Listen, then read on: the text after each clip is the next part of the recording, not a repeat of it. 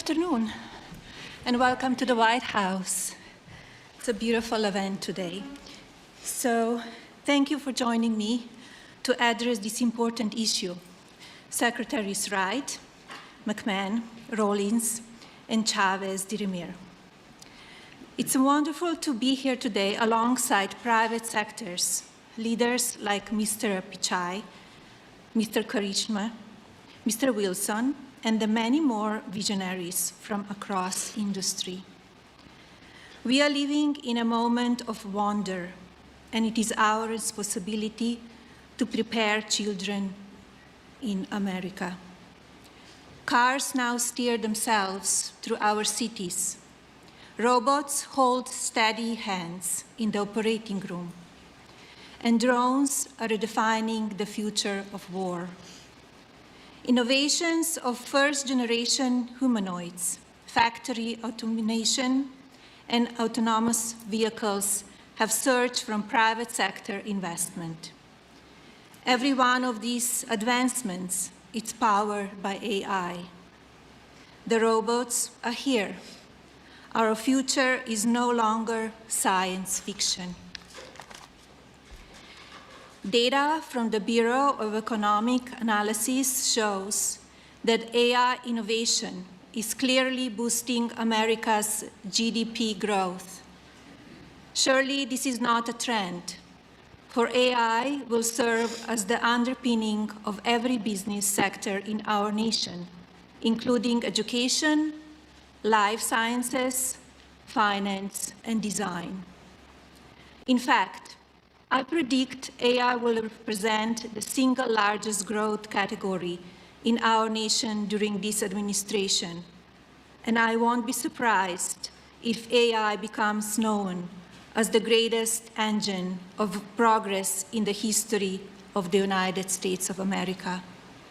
But as leaders and parents, we must manage AI's growth responsibly.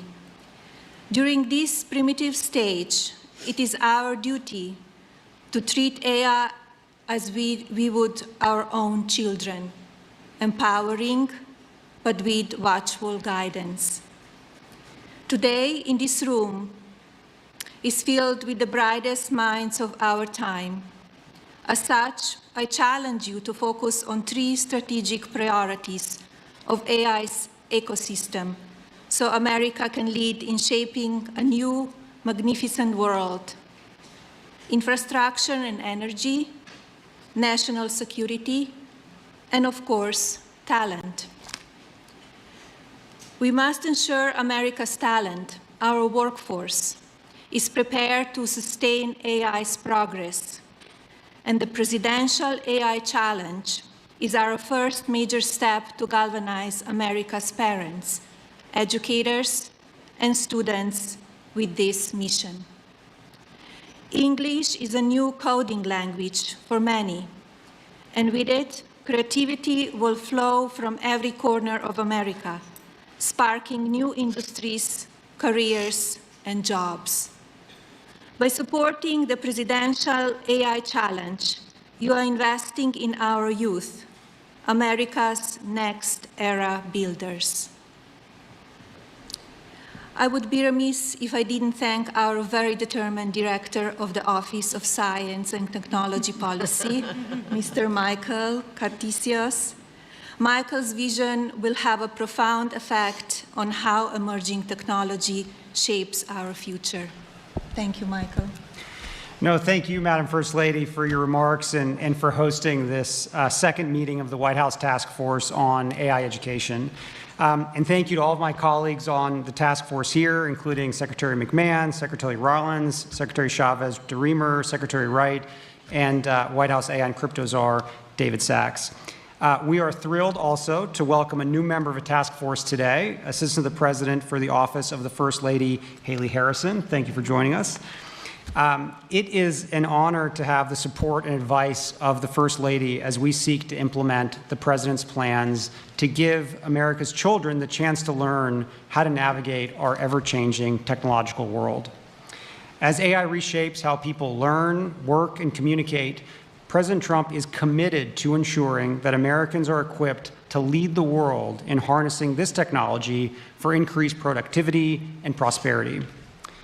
To further that end, in April, the President signed an executive order focusing on the formation and promotion of AI educational and workforce development programs, especially for America's young people.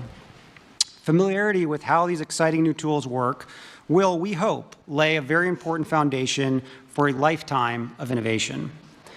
That is why President Trump established this White House task force on AI education, and that is why this task force has helped put together the Presidential AI Challenge, which the First Lady launched just last week. And for that, thank you so much, Mrs. Trump. We are here today to talk about our future in the most real sense imaginable, how America's children can be prepared to build our country tomorrow with the cutting-edge tools of today. We are proud and grateful to announce new steps in fulfilling the mission of this task force and the President's vision for this AI challenge, as we welcome leaders from business, nonprofit, and education who are putting America's future first by pledging their resources to support AI training for American students, educators, workers, and families. So all of you here who are participating in the pledge, thank you for your generous pledges. The many contributors here today are committed to providing not only vital hardware, infrastructure, and education technology for students, but professional development opportunities for workers, for teachers, and for parents. Resources being made available include interactive lessons, educational toolkits, classroom guides, certifications, courses, workshops, webinars, and so much more. We are also honored to be joined by representatives of parent groups, who we trust will continue to provide invaluable advice. We are humbled by the responsibility you share with us in educating America's children, and very proud to seek your input and participation in every part of this effort. And as a new father of an 8-week-old, this means more to me than probably anything else we're talking about today. No one loves this nation's children and students like you do as their parents, who are each child's first teachers. Americans of all ages look forward to celebrating 250 years of U.S. independence next year and remembering our even longer national story of pilgrims, patriots, pioneers, conquering new frontiers, and building a future for their posterity. Today, we are grateful for this opportunity to invest in our children's future in turn, and to give this generation and generations of Americans to come the tools they need to master the frontiers of AI. Thank you all. And now, Secretary McMahon, would you like to say a few words? Well, thank you very much. And what an honor it is to share the dais today with our First Lady and my former cabinet members and colleagues here today. I think AI is certainly one of those technologies that we must embrace, certainly because it is here. It is such a valuable tool, and we are certainly going to do our best to utilize it at the Department of Education. I think we're looking at our work in 3 AI areas. We are supporting current grantees. We are prioritizing future investments, and we're integrating AI in our own workforce at the department. So I am certainly, and maybe a little to the table later than some as an adapter, but clearly I certainly am now an adapter in utilizing some forms of AI, which I'm finding so incredibly helpful. And I bet that Barron is helping you with a little bit of this as well, and maybe charging you a little bit with that. I would think so. In supporting our current grantees, we've issued a Dear Colleague letter telling anyone who has received an ED grant that AI tools and technologies are allowable use of federal education funds. Our goal is to empower states and schools to begin exploring AI integration in a way that works best for their communities. And I'm next week actually going to go to the Alpha School in Austin, Texas, to see AI in action in the school, so I'll be anxious to report back and see how that works. We are prioritizing future investments as I've now made AI one of my priorities as secretary. This explicitly encourages the integration of AI in teaching, learning, and school operations. any grant applications that come into the department that utilize AI will be more strongly considered, for their grants. Might even get some bonus points for that. We want to integrate AI at Ed. We're exploring ways to utilize AI in our processes across the department, not to replace human judgment and work, but to make us more efficient and effective. And I think that should be a goal everywhere. Ed is fully aligned with the Presidential AI Challenge and is encouraging students and educators to explore AI technologies with curiosity and with creativity. It's not one of those things to be afraid of. Let's embrace it. Let's develop AI-based solutions to real-world problems and cultivate an AI-informed, future-ready workforce. Ed strongly supports the Pledge to America's Youth. We are thankful to the folks in the room today and many others who have made commitments to expand AI access and understanding across schools, very important across all over the country. And as I am touring and visiting schools of all kinds of different schools around the country, I will be looking to see how AI is being utilized and totally impressed by what I'm seeing. We are helping schools prepare every school, every child, every student for the AI-driven world. Thank you, Secretary Rollins. Well, first of all, I will turn my microphone on. First of all, I just want to say thank you all. I'm Brooke Rollins, and what a joy to be up here with my fellow cabinet members. Michael Kratsios, you are just a visionary. And I think back to the first term when we were able to work together. It's just incredible to see you lead and drive and cast a vision supported by so many incredible people here, and I know your team. But it's just a joy to see this incredible perhaps one of the most important issues, if not the most, that we have to address and embrace and build as a culture, as a society, as America. It's just so great. And to our incredible First Lady, it goes without saying that you're strong and steady leadership, and whatever you put your hand and your mind to is beyond what any of us could have hoped or imagined in terms of your leadership, your ability to move mountains for what you believe is important. I saw it with your Be Best campaign in the first term, and now to see you put your intellect and your heart and your work behind this is just incredibly encouraging. And as your friend, I'm just so grateful. So thank you for your leadership. And to all of our private sector partners in the room, I know we're going to get to hear from some of you. Many of you, again, we've worked together for some time, but this is the new Trump administration. This is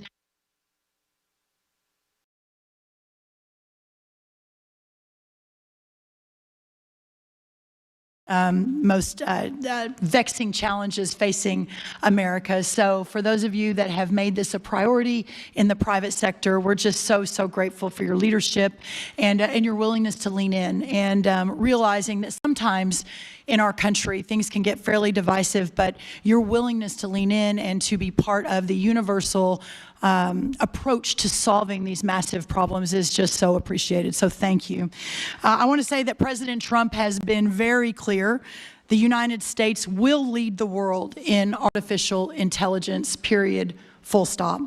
Not China, not any of our other foreign adversaries, but America.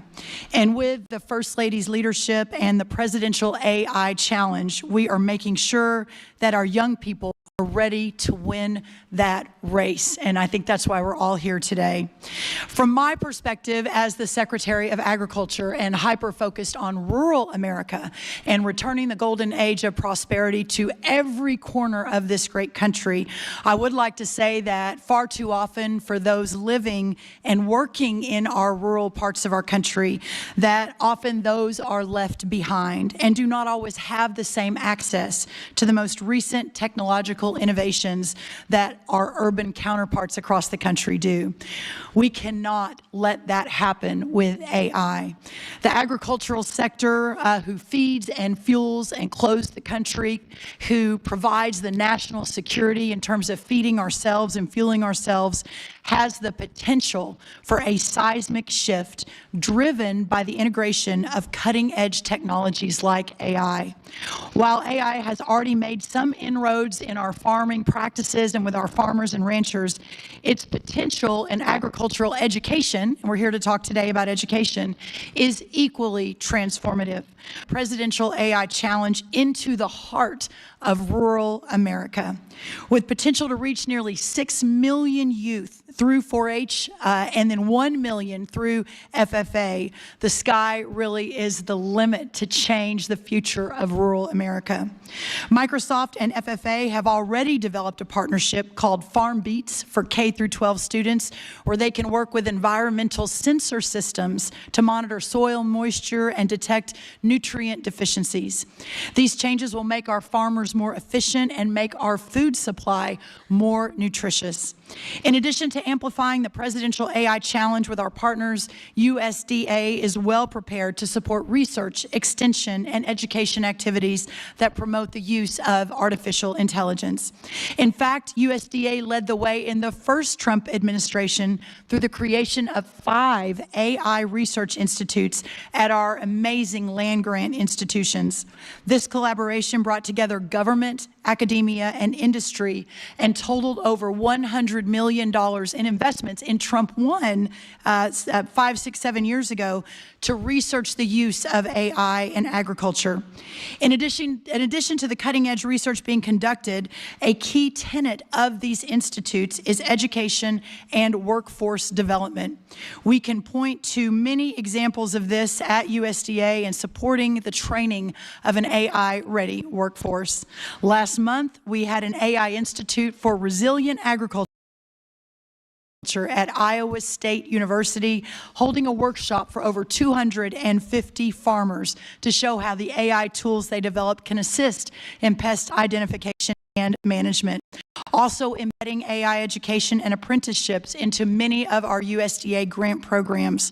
While there is more work to be done and the sky is truly the limit, examples like Texas State University creating a technology and leadership education network focused on AI, providing apprenticeships, courses, and workshops to integrate precision agriculture, training youth and education about new agricultural technologies such as unmanned aerial systems at Tennessee State University, and over 600 high school students in Colorado being trained on advanced technologies for agriculture like robotics and automation.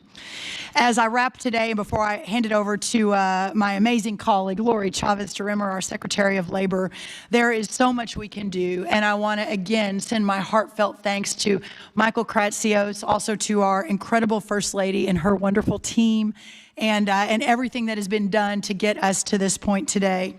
With the commitment of First Lady, Mrs. Trump, and with the commitment of our industry partners who are sitting with us on the dais, but also in the audience, and of course, with President Donald Trump's leadership, tomorrow's workforce will be ready and leading the way in innovation. America's future will be stronger, more secure, and second to no one. The American dream will thrive and prosper like never before. And at the heart of all of that will be the American worker. So at this point, I'd love to turn it over to Secretary Chavez-DeRimmer to talk a little bit about that. Thank you all. Thank you, Brooke. Good afternoon. I'm Lori Chavez-DeRimmer, and it's really an honor to be here on behalf Madam First Lady, thank you so much for what you're doing in the initiative. And on behalf of the American worker, we have a lot of exciting updates from the Department of Labor, and so I'll be brief. Under the direction of President Trump, the Department of Labor has taken on decisive action to make sure that we are promoting AI literacy and skills training, while the primary focus of this group is preparing our youth, the future youth. Congratulations. We are also advancing proposals to ensure all American workers are ready to thrive in an AI-driven economy. As you know, the President set out a goal to make America scale again by providing more flexibility to state and local governments, including for artificial intelligence programs. Last month, the Labor Department issued guidance to state and local workforce agencies encouraging the use of Innovation and Opportunity Act, some of you know it as WIOA funds, to help develop those AI skills. This new guidance also clarified that states can use their governor's reserve funds for AI learning opportunities, helping increase training across the public workforce system. To further promote AI training, we have developed a set of priorities to expand AI-related apprenticeship opportunities. It's part of a comprehensive workforce strategy that we just published with the Department of Commerce and Education titled America's Talent Strategy, Equipping American Workers for the Golden Age. On-the-job training programs will help fill the mortgage-paying jobs that AI will create, while also enhancing the unique skills required to succeed in various industries. Expanding these opportunities is a key component of our strategy to reach the President's goal of 1 million new active apprentices across the United States. And finally, the Department of Labor has been very proactive in engaging with industry leaders to start the dialogue around what AI literacy looks like and how we can collaborate to help all American workers to succeed. My team has held dozens of meetings with industry stakeholders, as well as the governor's offices, state workforce agencies, and local workforce boards across the country. In the coming months, I will expect to have many more exciting announcements. We are working on developing the best practices for an effective AI literacy training and on a potential public gave I think a momentous policy speech on AI, which is the most important speech that's been given on AI by any official. And he made the pillars of our AI policy